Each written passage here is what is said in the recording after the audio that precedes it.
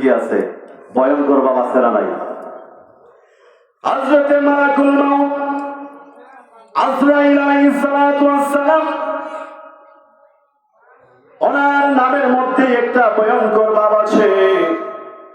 আল্লাহ তাআলা যখন আদম আলাইহিস সালামকে সৃষ্টি করবেন, আল্লাহ তাআলা সর্বপ্রথম জমিনের মধ্যে হযরতে জিবরাইল আলাইহিস সালামকে পাঠিয়েছেন মাটি নেওয়ার জন্য।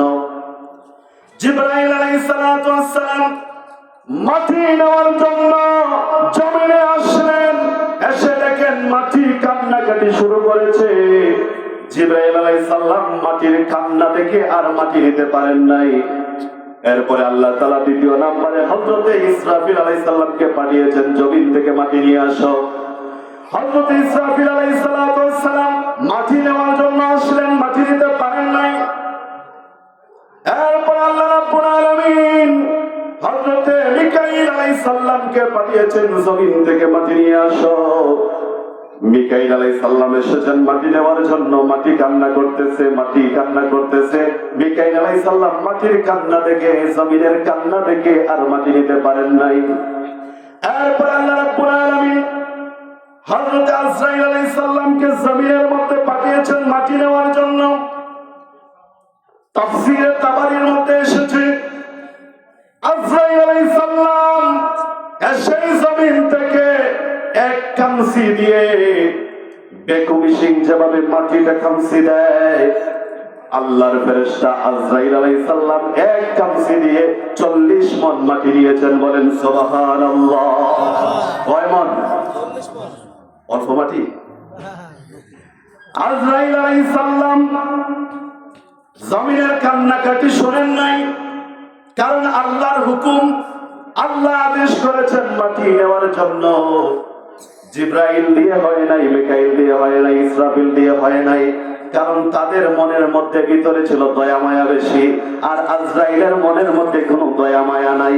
এজন্য খামসি দিয়ে 40 মণ মাটি নিয়েছে। বলেন সুবহানাল্লাহ। এই 40 মণ মাটি দিয়ে আল্লাহ তাআলা আমার আপনার বাবা, সবার বাবা, বলেন তো নাম কি?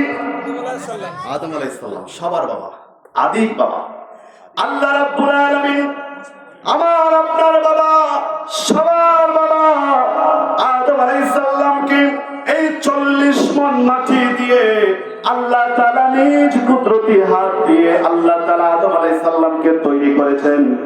তাফসীরে তাবারীর মধ্যে এসেছে আল্লাহ রাব্বুল আলামিন আদম আলাইহিস সালামকে 60 হাত লম্বা বানিয়েছেন আর 35 হাত মোটা বডি বানিয়েছেন। বলেন সুবহানাল্লাহ।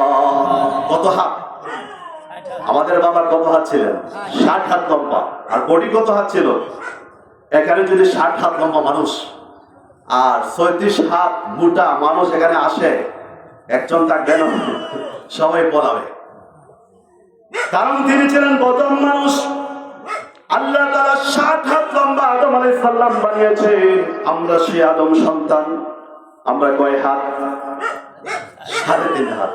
প্রজন্মর পর প্রজন্ম কমতে কমতে কমতে আমরা একবারে আখিরি জামানার মানুষ। কোন জামানার মানুষ? আমাদের যে ছোট মানুষ মনে আর আসবে না, ঠিক কি না বলেন? তো 60 হাত লম্বা মানুষ বানিয়েছিলেন আমাদের বাবাকে। আমরা যখন জান্নাতে যাব, ইনশাআল্লাহ বলেন, যাবেন না? জান্নাতে যাওয়ার নিয়ত আছে না? জান্নাতে যাওয়ার নিয়ত না থাকলে এখানে বসতেন? একমাত্র জান্নাতের আশায় বসেছেন। বলেন সুবহানাল্লাহ। আর কেউ তাবারকের আশায়? ওরা এখন আসবে না। যারা তাবারকের আশায় বসে আছে তারা পরে আসবে, ঠিক কিনা বলেন? আর যারা জান্নাতের আশা করে, নেকির আশা করে, তারা চলে আসবে, ঠিক কিনা বলেন? আমরা দেখবো কারা তাবারকের আশায় আসে আর কারা জান্নাতের আশায় আসে। এটা দেখা যাবে কি দেখা যাবে না? এখনো সময় আছে, চলে আসেন, তাবারকের আগে আগে চলে আসেন। তো 60 হাত লম্বা মানুষ আল্লাহ বানিয়েছেন। আমরা যখন জান্নাতে যাব, আল্লাহ তাআলা আমাদেরকে, এই ছোট মানুষদেরকে, 3.5 হাত মানুষদেরকে আল্লাহ রাব্বুল আলামিন 60 হাত লম্বা মানুষ বানিয়ে জান্নাতে দিবেন। বলেন সুবহানাল্লাহ। 60 হাত লম্বা বানাইয়া জান্নাতে দিবেন। জান্নাত কি ছোট? ছোট জান্নাত? জান্নাত কত বড় শুনেন। এর ধারণা তো আপনাকে আমি দিতে পারবো না, কারণ জান্নাত আমি জীবনে দেখি নাই। কেউ দেখছে জান্নাত?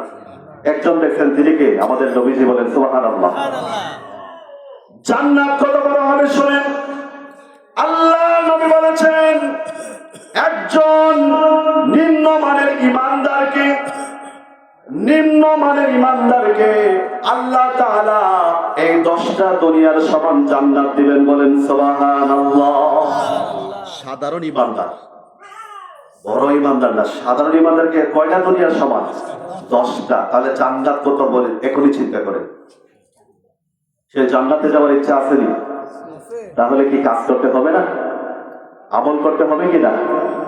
তো 60 হাত লম্বা মানুষ আল্লাহ তাআলা মাটি দিয়ে আমাদের বাবাকে বানিয়েছেন। আদম আলাইহিস সালামকে যেই ফেরেশতা মাটি নিয়েছিলেন বানানোর জন্য, সেই ফেরেশতার নাম তখন ছিল আজরাইল। আল্লাহ তাআলা হযরতে আজরাইলকে ডাক দিয়ে বললেন, আজরাইল ফেরেশতাকে বললেন, আজরাইল শোনো, আমি জমিন থেকে মাটি নেওয়ার জন্য জিবরাইলকে পাঠিয়েছিলাম, আনতে পারে নাই। ইসরাফিলকে পাঠিয়েছিলাম, আনতে পারে নাই। মিকাইলকে পাঠিয়েছিলাম, আনতে পারে নাই। আজকে আমি তোমাকে একটা দায়িত্ব দিব, কারণ তুমি জমিন থেকে মাটি নিয়ে এসেছো।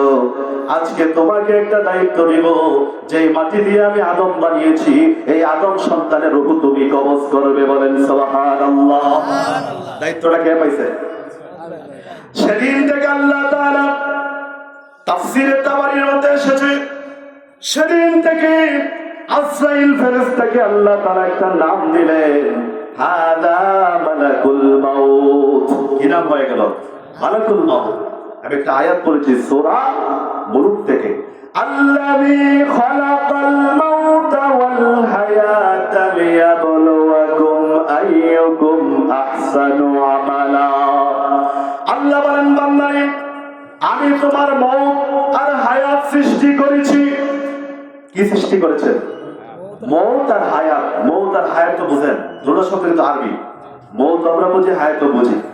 তো আল্লাহ তাআলা আগে আমাদের কি সৃষ্টি করেছেন? মউত। আল্লাযী খালাকাল মাউতা, কোরআনের আয়াত দেখেন, ভালো করে বুঝেন। আল্লাহ তাআলা বলেছেন, আল্লাযী খালাকাল মাউতা ওয়াল হায়াতা। বান্দারে, আমি তোমার মউত আর হায়াত সৃষ্টি করেছি। আমরা তো দেখি আমাদের হায়াত হচ্ছে আগে, মউত হচ্ছে পরে। কিন্তু আল্লাহ তাআলা মউতের কথা কেন আগে বলেছেন?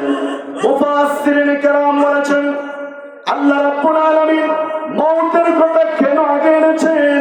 আল্লাহ তাআলা একটা মেসেজ আমাদেরকে দিতে চান, আল্লাহ তাআলা আমাদেরকে জানাতে চান। আল্লাহ বলেন, বান্দার বান্দিরে শোনো, এই দুনিয়ার জীবনের সৌন্দর্য পেয়ে, দুনিয়ার জীবনের ভোগ বিলাসিতা পেয়ে, দুনিয়ার জীবনের সবকিছু পেয়ে তুমি মরণের কথা ভুলে যেও না। এর জন্য আল্লাহ তাআলা হায়াতের আগে মউতের কথা বলেছেন। বলেন সুবহানাল্লাহ। মউতের কথা স্মরণ করার জন্য আল্লাহ তাআলা মউতের কথা আগে বলেছেন। তো আজরাইল আলাইহিস সালামকে যখন আল্লাহ একটা দায়িত্ব দিলেন, মানুষের রূহগুলো বের করে নিয়ে আসবে। আর এই দায়িত্ব সব ফেরেশতা পারবে না, কারণ আজরাইল আলাইহিস সালাম ছিলেন কঠিন হৃদয়ের অধিকারী, কঠোর একজন ফেরেশতা। কারণ মানুষের রূহ বের করতে গেলে যার ভিতরে দয়া মায়া আছে, সে কিন্তু মানুষ হত্যা করতে পারে না, পারে? তো আজরাইল আলাইহিস সালাম ছিলেন কঠিন হৃদয়ের অধিকারী। আজরাইল আলাইহিস সালামের মনে কোনো দয়া মায়া ছিল না। এজন্য আল্লাহ তাআলা আজরাইল আলাইহিস সালামকে একটা দায়িত্ব দিলেন। সেই দায়িত্বটা হলো প্রত্যেকটা আদম সন্তানের রূহগুলি বের করে নিয়ে আসবে। আজরাইল আলাইহিস সালাম বলেন, রব্বুল আলামিন, এই দায়িত্ব আমি পালন করতে পারবো না, মাফ চাইতে আছে। আজরাইল আলাইহিস সালাম বলেন, না, এটা আমাকে দিবেন না, এটা আমি পারবো না। আল্লাহ রাব্বুল আলামিন বললেন, কেন পারবেন না? তখন মালাকুল মাউত আজরাইল বললেন, রব্বুল আলামিন, আমি যদি আদম সন্তানের রূহগুলো বের করে নিয়ে আসি, এই আদম সন্তানের আত্মীয় স্বজন, ছেলে মেয়ে সবাই আমার বিরুদ্ধে বলবে, সবাই বলবে। মানুষ যখন মারা যাবে তখন বিলাপ করবে, কান্নাকাটি করবে, আর বলবে আজরাইলে মাইরা লাইছে। বলবে কি বলবে? সবাই বলবে যে আজরাইলে মারছে, আজরাইলের উপরে সব দুলাই চলবে। এজন্য আজরাইল কি বলছেন, যে আমি দায়িত্ব নিব না। মানুষ বলে বিলাপ করে না, এজন্য আজরাইল কি চাচ্ছেন যে এই দায়িত্ব আমি নিব না। আল্লাহ রাব্বুল আলামিন বলেন, আজরাইল এটা নিয়ে তোমাকে চিন্তা করতে হবে না। প্রত্যেকটা মানুষ মরার আগে আগে আমি তাদেরকে এমন কিছু রোগ দিব, এমন কিছু অসুস্থ দিব, মরার পরে কেউ বলবে না আজরাইলে মারছে। কেউ বলে? এখন কেউ বলে যে আজরাইলে মাইরা লাইছে? আমার ভাষা বুঝেন? এখন কেউ বলে যে আজরাইলে মারছে? কেমনে মারা গেছে? স্ট্রোক করে মারছে, হার্ট অ্যাটাক করে মারা গেছে, পানিতে পড়ে মরছে, বিষ খেয়ে মরেছে, আত্মহত্যা করে মরেছে, বলে কি বলে না? কেউ কি বলে আজরাইলে মেরেছে? এজন্য আল্লাহ বলেছেন, আজরাইল হাযা মালাকুল মাউত, এটা নিয়ে তোমাকে কোনো চিন্তা করতে হবে না। প্রত্যেকটা মানুষ মরার আগে আগে আমি তাদেরকে এমন কিছু রোগ দিয়ে দিব